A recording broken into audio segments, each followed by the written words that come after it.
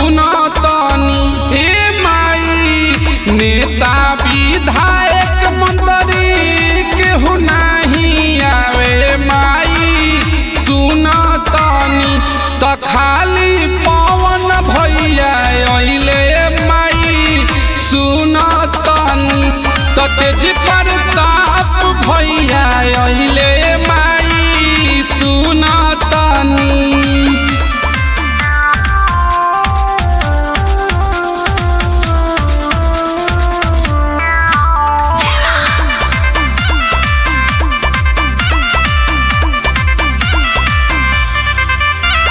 भरल ट्रक भेजले हमनी के पास हो पवन भैया बारे माई सेवा में पास हो सेवा में पास हो।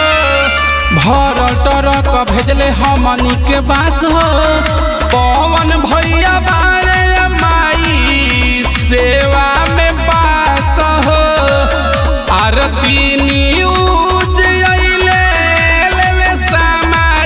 रे माई सुना तनी हे माई भैया मोहनी से अइले हेले समाचार रे माई सुना तनी त खाली पवन भैया अइले माई सुना तनी त तेज प्रताप भैया अइले माई सुना तनी।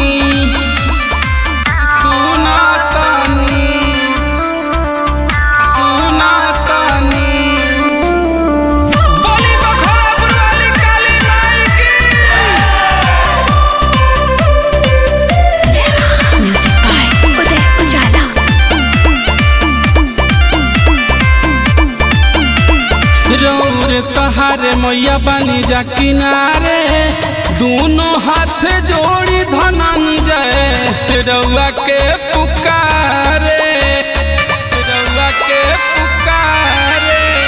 रौरे सहारे मैया बनी जा किनारे दोनों हाथ जोड़ी पंकज तोह के पुकारे।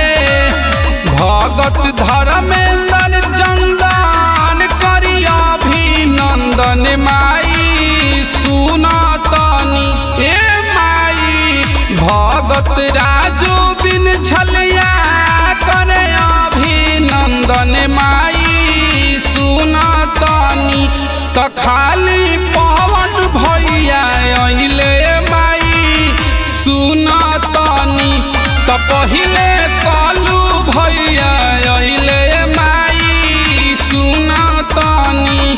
चंदन स्टूडियो धोबा बाजार।